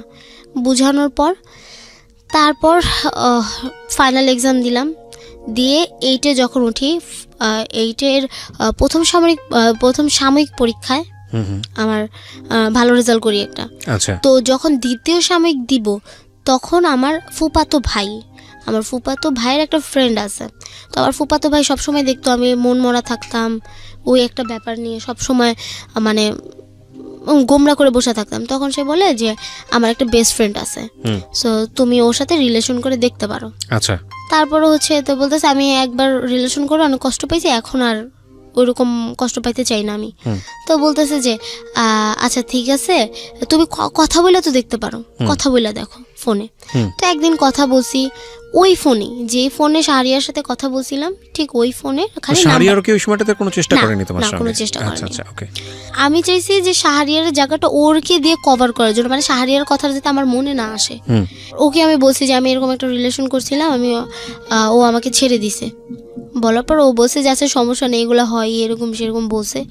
তো একদিন আমি ওকে ফাইজলামি করে কথাটা বলছি, এক্স্যাক্টলি আমি ওকে একটা পরীক্ষা করার জন্য, আসলে কেউ আমাকে পছন্দ করে কিনা বা ভালোবাসে কিনা। আমি বলছি কি একটা রুমাল দিয়ে বলছি, ওটার মধ্যে লেখা ছিল আমার একটা ফ্রেন্ডের নাম লেখা ছিল। আমি বলছি কি আমার একটা ফ্রেন্ড আপনাকে অনেক পছন্দ করছে। ও ওই রুমালটা পাওয়ার পর আমাকে বলে যে তুমি আমাকে আর ফোন দিও না। তাই আমি বলছি কেন ফোন দিব না? বলতেছে যে তুমি তোমার ফ্রেন্ড আমাকে পছন্দ করে, সেটা তুমি আমাকে লেখা দিছো, তাহলে তোমার সাথে অলরেডি আমার কথাবার্তা চলতেছে, তুমি কোন মস্তিষ্কে মানে আমার কাছে এটা দিছো? তার মানে তোমার সাথে আমার রিলেশন করা লাগবে না। আর এর আগেও আমি অনেক শুনছি যে এই ছেলেটা মানে যার কথা এখন বলতেছি, সে অনেক মেয়ের লাইফ নষ্ট করছে। তো তারপর এইটা আমি রিলেশনের পরে শুনতে পারি। শোনার পর তারপর আমি মনে মনে ভাবি যে এক হিসেবে ঠিকই আছে, রিলেশন ব্রেকআপ হয়ে গেছে, ভালো হয়েছে। এইটা যখন আমি জিএসসি এক্সাম দিব, জিএসসি তখন কিন্তু অলরেডি শেষ। সেটাও আমার বাবা যায় না ফেলে। ছেলেটার নাম কি ছিল? ছেলেটার নাম ছিল হিমেল। ওকে। আমি জিএসসি এক্সাম দিই, এর ম্যাথ এক্সামের সময় ওই যে শাহরিয়ার যে, ও আমার এক ফ্রেন্ডের কাছে আমাকে ম্যাথের সাজেশন দিয়ে যায়। বলো তারপর হচ্ছে ও সাজেশন দিয়ে যায়। তো তখন আর কি আমি সবাইকে বলি যে আমার যে চাচি, তার কাছে আমি সব কিছু শেয়ার করি। তাকে আমি বলি যে কাকি ও তো আমাকে সাজেশন দিয়ে গেছে। তো বলছে দিয়ে গেছে তো সাজেশন অনুযায়ী অঙ্ক করো, এত কিছু ভাবার তো দরকার নেই। তো এই কথা বলার পর আমি হচ্ছে মানে তখন একটু ভাবতে থাকি যে হয়তো বা এখন আমাকে পছন্দ করে। তো যখন আমি 9-এ উঠি, 9-এ ওঠার পর আমি ফেসবুক আইডি খুলি ফার্স্ট। তখন খোলার পর কিভাবে মানে ওর একটা ফ্রেন্ডের সাথে আমার আবার ফেসবুকে কানেক্ট হয়। মানে নিজের নাম দিয়ে খুলেছিলে না ফেক আইডি খুলেছিলে? ফেক আইডি খুলছিলাম। আচ্ছা। তো হচ্ছে তারপর বলার পর আমি পরিচয় দিই, আমি হচ্ছে আয়েশা। তো বলে ও তুমি ওই আয়েশা যে শাহরিয়ার সাথে রিলেশন ছিল ফার্স্ট? তো বলে হ্যাঁ। তো বলতেছে যে তারপর উনি কি করে এটা শাহরিয়ার কাছে যা বলে দেয় যে ওর তো ফেসবুক আইডি আছে, তো ও ওইখান থেকে আবার লিঙ্ক আপ পায় যে তাইলে তো রিলেশন করা যাবে। আচ্ছা, ও তখন আমাকে রিকোয়েস্ট পাঠায়, কিন্তু আমি চিনি না। তো না চেনার পর আমাকে ওর ফ্রেন্ড আবার আমাকে বলে তোমাকে তো ও রিকোয়েস্ট পাঠাইছে। তো আমি ইচ্ছা করে বলবো বা আনফর্চুনেটলি বলবো, মানে একটু তো উইকনেস ছিল। তো তারপর আমি অ্যাকসেপ্ট করি, করার পর কথা বলি। তখন ফার্স্ট টাইমে বলতেছি কে আপনি, তারপর আমি কিন্তু চিনি যেটা ও, কিন্তু তারপর আমি জিজ্ঞাসা করতেছি কে আপনি। তো বলতেছে যে আমি হচ্ছে এরকম এরকম, আমি শাহরিয়ার। তারপর বলতেছে আপনি কেন, আমি বলতেছে আপনি কেন আমাকে মেসেজ দিচ্ছেন, আমি আপনাকে ব্লক করে দিব। তো বলতেছে তো আমি জানি তুমি আমাকে ব্লক করবা না, এরকম বলতেছে। আচ্ছা, তাও বলার পর এরকম কথা বলতেছি ও আমার সাথে মানে আগের মতো অনেক সুন্দর বিহেভ করতেছে। তো আমি হয়ে যাই, ওর প্রতি একটু উইক হয়ে যায়। হ্যাঁ, তো কিন্তু তখন আমি হ্যাঁ বলি নাই। একদিন আমি সকালে আমার বাবার ফোন দিয়ে আমি ফেসবুকটা চালাইতাম। আচ্ছা, তো ফেসবুক কিন্তু আমার বাবা জানতো না যে আমি ফেসবুক চালাইতাম। তবে একদিন টাইপ করতেছি, আমার বাবা যে ঘুম থেকে উঠে, আমাদের তো একটা রুম আমরা শেয়ার করে ঘুমাই, আমরা খাটে ঘুমাই, বাবা নিচে ঘুমায় আম্মু মারা যাওয়ার পরে। আর এর মাঝখানে একটা কথা বলা, এইটা হচ্ছে আমার দাদু মারা যায় এই কারণে। আর আমাদের যে যতটুকু জায়গা এর অর্ধেক বিক্রি করে দেয়, আমার দাদির রুমটাও পড়ে যায়, এই জন্য আমাদের এক রুমে থাকতে হয় আর কি। বাবা দেখে ফেলে যে আমি টাইপ করতেছি, উনি যে পিছন দিক দিয়ে তাকিয়ে আছে, আমি আর এটা দেখিনি। আচ্ছা, তো উঠেই কি করলো, মারার পর উনি ফেসবুকে সবকিছু আর কি দেখতেছে। আর শাহরিয়ার তখন আবার ছবি পাঠাইতেছে ওর, আমি বলিলেই ছবি পাঠাইতে, তারপরে ছবি পাঠাইতেছে। মাই গুডনেস, ছবি বলতে কি কোন ধরনের অশ্লীল ছবি বা কোনো কিছু? না, ওর ছবিও পাঠাইতেছে। আচ্ছা, তো পাঠাইতেছে, আব্বু ওকে আগে থেকে চিনে। তো আব্বু আমাকে বলতেছে ও আচ্ছা, এখন তুমি আবার ওর সাথে শুরু করে দিছো। কিন্তু তখন আমার কিছু না, আমার মানে একটা মাথায় ছিল যে আমি আর ওর সাথে রিলেশন করব না, কথা বলি ঠিক আছে, রিলেশন করব না। আমি তোমাকে কোনো কিছু জিজ্ঞেসই করে না, এক কথায় যে তুমি ওর সাথে রিলেশন করতেছো। তা আমি বাবাকে বলতেছি পর্যন্ত যে বাবা আমি ওর সাথে কোনো রিলেশন নাই, ও আমাকে ফেসবুকে রিকোয়েস্ট পাঠাইছে, আমি অ্যাকসেপ্ট করছি, সেই হিসেবে কথা বলতেছি। আমি তখন আমার ভিতরে একটা জিদ ঢুকছে যে আমি কিছু করি নাই, তারপরও এই দোষ হইতেছে, তাহলে আমি হ্যাঁ বলে দিব। আমার বাবা বললো কি যে তোকে ছেড়ে চলে যাব, আমাকে বলতেছে যে তোকে ছেড়ে চলে যাবো, আমার ছোট বোনটাকে নিয়ে যশোরে চলে গেল। যশোর চলে যাবার, এটা হচ্ছে আমার ফুপ্পির বাসা, ছোট ফুপ্পির বাসা চলে গেছে। যাওয়ার পর আমি তো বাসায় একা। তো তখন আমি আবার করি কি, আমার বাবার যে টাকা থেকে আমি 500 টাকা নিয়ে রাখি। 500 টাকা মানে অজান্তে আমি চুরি করা। হ্যাঁ, আমি চুরি করি, মানে এই হিসেবে চুরি করি যে আমি ওর সাথে ঘুরতে যাব আর সেটা আমার লাগবে। 500 টাকা নেওয়ার পর আমি করি কি, ওর মধ্যে ওরে ফোন দিই। এটা হচ্ছে দিয়ে হলো আমার চাচির ফোন থেকে। মানে মার খাওয়ার পরে তুমি ফোন দিলা? হ্যাঁ, ফোন দিই আমি ওকে। তো কিন্তু বাবা যে তোমাকে এতটা মানলো, বা তোমাকে ওই ভয়টা কাজ করতেছিল না যে পরবর্তীতে কি হবে না হবে, নাকি তোমার কাছে মনে হচ্ছিল যে ওটা কোনো ব্যাপারই না, আমি জাস্ট যোগাযোগ করব? হ্যাঁ, আমার কাছে আমার একটা জিদ, আমার অকারণে মারছে। Another point, this is second important point, যে ওর মধ্যে একটা জেদ তৈরি হয়েছে। জেদটা কি ছিল? যেটা ছিল হচ্ছে আমাকে মারছে, অকারণে মারছে, এখন আমি ওইটাই করব, যেটার জন্য আমাকে মারছে ওইটাই আমি করব। খুব সরল একটা অঙ্ক, মানে যেটা হয় মানুষের মধ্যে আর কি। আপনি কাউকে যদি দোষারোপ করেন যে এটা তোমার দোষ, এটা তোমার দোষ, এবং সে যদি দোষীটা না হয় এবং সে যদি শাস্তি পেয়ে যায় এটার ব্যাপারে, তখন সে অনেক বেশি ডেসপারেট হয়ে যায়। And that's really desperateness. যদি আপনাদের লাইফে কখনো আপনারা দেখে থাকেন এরকম ডেসপারেট কারো ক্ষেত্রে, তখন পর্যন্ত তুমি হাতে কোনো আঁচড় দাওনি, তখনও আসেনি। The story is very long, কিন্তু আমরা অনেক প্রেসাইজ করবো এই পর্যায়ে এসে। বিশেষ করে আমি ওর দুটো হাতের ছবি দেখার জন্য আমি সবাইকে ইন্সপায়ার করছি, যে ওর দুটো হাতে কি হয়েছে। আপনারা যদি আসেন, এই প্রত্যেকটা কাজই তো তোমার নিজের হাতে করা, রাইট? এই ছবিটা আপনাদের দেখা উচিত। আপনারা আমার পার্সোনাল পেজে আসলে এই ছবিটা দেখতে পারবেন, www.facebook.com/kibria.rj। আমি আবারও বলছি, www.facebook.com/kebria.rj। পেজটাতে আসলে লাইক বাটনে অবশ্যই ক্লিক করে অ্যাক্টিভ থাকবেন, ওখানে ছবিটা দেয়া আছে। বলো তারপর হচ্ছে কথা বলার পর আমি ওর সাথে দেখা করি।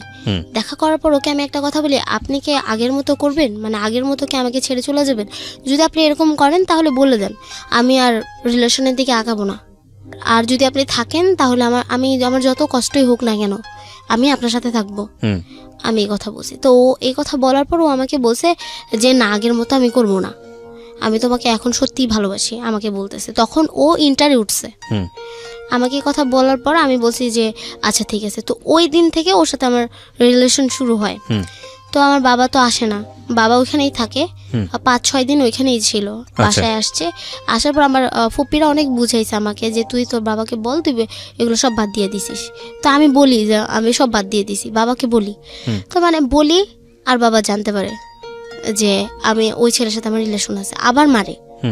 আবার বলি যে না নাই, তখন বিশ্বাস করে, কয়েকদিন ঠিক থাকে, আবার এরকম রিলেশন আগায় যেতে থাকে, বাবা জানতে পারে। একদিন আর আমার একটা অভ্যাস ছিল, আমি হুটহাট বের হয়ে যেতাম বাসা থেকে। হ্যাঁ, কেন বেরোতে? বাসা থেকে বের হতাম ঘুরতে যাব। তো অনেক সময় দেখা যেত ও আমার সাথে যেত না, আমি একা একা ঘুরতাম। আবার দেখা যেত ও আমার সাথে থাকতো। আচ্ছা। তো এরকম হুটহাট বের হয়ে যেতাম, বাবার কাছে কানে যেত। আর বাসায় আসতাম বাবার ভয়ে দেখা যেত বাসায় আসতাম না, এরকম দেখা যেত। তারপর আমার কাকিরা খুঁজে বাবাকে রিকোয়েস্ট করে যে তুমি ওকে মাইরো না, কিন্তু মারতো, বাসায় আসার পর মারতো। তারপরে এমন অনেক দিন গেছে যে শাহরিয়ারা আমাকে খুঁজে খুঁজে নিয়ে আসছে বাসায়, এরকম। তারপর হচ্ছে একদিন বাবা মানে আমি বাসা থেকে বের হয়ে যাই। বের হওয়ার পর বাবা ওই দিন অনেক তাড়াতাড়ি এসে পড়ে। আসে শুনে আমি বাসা থেকে বের হয়ে গেছি, আমিও বাসায় আসবো, আসে শুনে বাবা আসছে। আমি বাসায় ঢোকার পরে আবার বের হয়ে চলে যাই, যে কারণ আমাকে তো মারবে। তখন আমি করি কি, ওর সাথে যোগাযোগ করি। তখন আমার ফোন থাকে, আমি লুকায় ফোন ইউজ করি। ওকে ফোন দিই, ফোন দেওয়ার পর বল দিই যে আপনি কোথায় আছেন। তখন ও আমাকে বলে আমি এরকম জায়গায় আছি। তো আমি বলি কি আচ্ছা তাহলে আপনি একটা কাজ করেন, আপনি ইয়াতে আসেন, আমাদের ওইখানে কি জানি বল ইসিবিতে আসেন। আমি আমার ফুপাতো ভাইয়ের সাথে আমি ইয়াতে চলে যাবো, ফুপিদের বাসায়। আচ্ছা। তো আমি আমার ফুপাতো ভাইকে খবর দিয়ে আনি যে ভাইয়া আপনি এখানে আসেন, আমি আপনার সাথে চলে যাব। এর মধ্যে আমার ফুপাতো ভাইয়ের কাছে আবার আমার বাবা কল দেয়, কল দিয়ে বলে যে তোর সাথে মনে হয় দেখা করতে গেছে, কারণ আমি আমার ওই ভাইয়ের সাথে অনেক ক্লোজ ছিলাম। তো বলতেছে যে ও যদি আসে তাহলে ওই ছেলে সহ ওকে আটকে রাখবি। এটা কে বলেছে? আপনার বাবা? এটা আমার বাবা বলছে। তো আমার যে ভাইয়া, ফুপাতো ভাই, সে আমাকে বলে না কথাটা যে ওকে আর তোমাকে আটকে রাখতে বলছে। তা আমি আবার বলছি কি, আমাকে বলতেছি কি ওকে ডাক দাও, শাহরিয়ারকে ডাক দাও, আমার ভাইয়া বলতেছে। তো আমি বলতেছি ওকে কেন ডাক দেওয়া লাগবে? আর সবচেয়ে বড় কথা, আমার শাহরিয়ার আমার ফ্যামিলির কাউকেই দেখতে পারে না। তো বলতেছে যে না আমি তোমার ভাইয়ের সাথে কেন দেখা করব, আমার কোনো দরকার নেই, তুমি বলছো আমাকে পোষায় দেওয়ার জন্য, আমি পোষায় দিছি, এবার তুমি চলে যাও। আচ্ছা। তাই আমি বলছি যে আসেন, ডাকতেছে, হয়তো বা কোনো কারণ আছে। তারপর ডাকার পর ও গেল, যাওয়ার পর ওকে বলতেছে যে এইভাবে বের হয়ে যায় তোমার জন্য। এই কথা বলতে বলতে দেখি আসে পড়ছে আমার বাবা সাইকেল নিয়ে। আসার পর ওকে যে বলতেছে যে তুমি যে ওর সাথে রিলেশন করতেছো, সম্পর্ক যে আছে, ওকে বিয়ে করবা তুমি? ছেলেটাকে বলছে। হ্যাঁ, ছেলেটাকে বলতেছে। তখন কিছুই বলে না, হ্যাঁও বলে না, নাও বলে না। এই যে আমার বাবা ওকে জিজ্ঞাসা করতেছে যে বলো হ্যাঁ বা না, যখন ওই হ্যাঁ বলছে তখন বলছে তাহলে বিয়ে করলে এখনই বিয়ে করে এখনই নিয়ে যেতে হবে, এখন কি খাওয়াবা কি করবা সেটা জানি না, এখনই নিয়ে যেতে হবে। তুমি তখন কোন ক্লাসে? আমি তখন ক্লাস 9-এ। ক্লাস 9-এ। আর ও তখন তোমার চেয়ে 2 বছরের বড়? হ্যাঁ, 3 বছর। ইন্টারে উঠছে। ওকে, এই মাত্র কয়েকদিন আগের ঘটনা এটা। হ্যাঁ। তারপরে ও আবার বলতেছে যে আমি এখন কিভাবে নিয়ে যাব। আমি আবার শাহরিয়ারকে বলতেছি যে ওকে না করে, আমার বাবাকে না করে দেন যে আপনি আমাকে বিয়ে করবেন না। ইন দ্য মিন টাইম ওর ফ্যামিলির সঙ্গে কি তোমার বাবা কি ওকে নিয়ে কখনো কমপ্লেন দিয়েছে? না না, তোমার ফ্যামিলি থেকে কেউ কমপ্লেন দিয়েছে? কোনো সময় কমপ্লেন দেয়নি। ওকে, বলো। তারপর হচ্ছে কিন্তু ওর ফ্যামিলি জানতো, মানে লোক মুখে আর কি শুনছে যে এরকম এরকম। আচ্ছা, ও ফ্যামিলি থেকে কেউ তোমাদের সঙ্গে যোগাযোগ করেনি? বলেনি। ঠিক আছে। তো আমার বাবা করলো কি, ওকে অনেক মারছে, আর আমি ঠেকাতে গেছি, তখন আমাকেও মারছে। মারার পর বলতেছে যে ওকে, শাহরিয়ারকে বলতেছে তুই কিছু বলবি না, আচ্ছা তোকে পুলিশের কাছে নিয়ে যাব। পুলিশের কাছে নিয়ে গেল, ওর বাসায় ফোন দিছে। পুলিশের কাছে নিয়ে গেছে? হ্যাঁ, নিয়ে গেছিল ওই দিন। বাবার কাছে বাবা ফোন দিছে, ওর বাসায় ওর বাবার কাছে ফোন দিছে। দেওয়ার পর বলতেছে যে আপনার ছেলে এরকম এরকম করছে, মানে বলার পর ওর বাবা আবার বলতেছে শাহরিয়ার নামে আমার কোনো ছেলে নেই। এই কথা বলার পর আমার বাবা আরও বেশি সুযোগ পাইছে, মানে জিনিসটা যে তাহলে ওর একটা কিছু করা যাবে, যেহেতু বাবা মাই চাইতেছে না। তখন আবার ওকে বলতেছে যে তুই কেমন ছেলে যে তোর বাবা মাই তোর পরিচয় দিতে চাইতেছে না। ওকে, এর মানে এই ঘটনার আগে কিন্তু ওর সাথে আমার অনৈতিক সম্পর্কটা আমরা করি আর কি। এর আগে, এটা হচ্ছে এর আগের ঘটনা। এটা কি তোমাদের মধ্যে মিউচুয়ালি ছিল বিষয়টা, নাকি কোনোভাবে কোনো ঘটনাতে প্রসঙ্গে হয়ে গেছে? হ্যাঁ, এটা প্রসঙ্গে হয়ে গেছে। আচ্ছা। তারপর হচ্ছে ওই ও কিন্তু নিয়ে তুমি যায়। তো খুবই একটা ট্র্যাডিশনাল ফ্যামিলিতে বড় হয়েছো, খুব কনজারভেটিভ একটা ফ্যামিলিতে বড় হয়েছো, এবং তোমাকে দেখেও সেটা মনে হয় ইসলামী নিয়ম কানুন সবকিছু মানো তুমি। তুমি কি জানতা না যে এই ধরনের একটা সম্পর্কে বিয়ের আগে জড়িয়ে যাওয়া এটা একটা চরম অন্যায় কাজ? অবশ্যই জানতাম, কিন্তু আসলে তখন মাথার ভিতরে যে কি ছিল জিনিসটা আসলে বুঝতে পারিনি। ওকে, তারপর হচ্ছে নিয়ে যাওয়ার পর পুলিশের কাছে নিয়ে যায়। যাওয়ার পর যে হচ্ছে ওসি, ক্যান্টনমেন্টের যে ওসি, সে বলে যে ওকে ফার্স্টে ডাক দেয়। ডাক দেওয়ার পর ও একটা রুলার নেয়, রুলার নিয়ে পাটার মধ্যে একটা বাড়ি দেয় ওর। তোমাদের সামনে এটা হচ্ছে? হ্যাঁ, আমার সামনে এটা হইতেছে। তো বাড়ি দেওয়ার পর আমি সাথে সাথে দাঁড়ায় বলি যে ওকে মারেন না, আমার বাবা অলরেডি ওকে অনেক মারছে, এই কথা আমি বলি। উনি শুনে আমার দিকে তাকায় আছে, তাকায়া উনি বলতেছে, আমাকে ধমক দিছে, বসো তুমি, তোমাকে কথা বলতে বলছি। তো বলার পর তো বলতেছে, the biggest problem of our society and family, যে একটা টিনেজ ছেলে মেয়েকে কীভাবে ট্রিটমেন্টটা দিতে হয় এটা আমরা জানি না। আমাদের সমাজের সমস্ত জায়গাতেই প্রবলেম। আমরা মনে করি কি ওরা বাচ্চা, ওরা আসলে কিছু বোঝে না, ওদের কথাবার্তা শোনার দরকার নেই, আমরা যেটা বুঝি আমরাই মাতবর, আমরাই সব কিছু। কিন্তু ওদের পার্সোনালিটি, ওরা যে বোঝে, ওরা যে একটা ভুল করছে, ওরা শুধু ওদের ভবিষ্যৎটা দেখতে পায় না, যেটা আমরা পারি আমাদের এক্সপিরিয়েন্সের কারণে, কারণ আমরা বয়সে ওদের চেয়ে অনেক বেশি এগিয়ে, এবং যে কারণে আমরা আমাদের অভিজ্ঞতা থেকে জানি যে ওরা ভবিষ্যতে একটা ভুল করতে পারে। প্রবলেমটা হচ্ছে, দেখেন, ওরা সবই বুঝে, শুধু ভবিষ্যৎটা দেখতে পারে না। এই ভবিষ্যৎ দেখানোর দায়িত্বটা হচ্ছে আমাদের। পৃথিবীতে কোথাও কোনো জায়গায় আপনি দেখেছেন ইম্পোজ করে কোনো কিছু হয়? মানুষের কথা বাদ দেন, একটা ছোট্ট প্রাণীর কথা চিন্তা করেন। সাপও মানুষের পোষ মানে না যদি সেটাকে ইম্পোজ করা হয়, আবার সিংহ, সেও মানুষের পোষ মানে যদি সেটাকে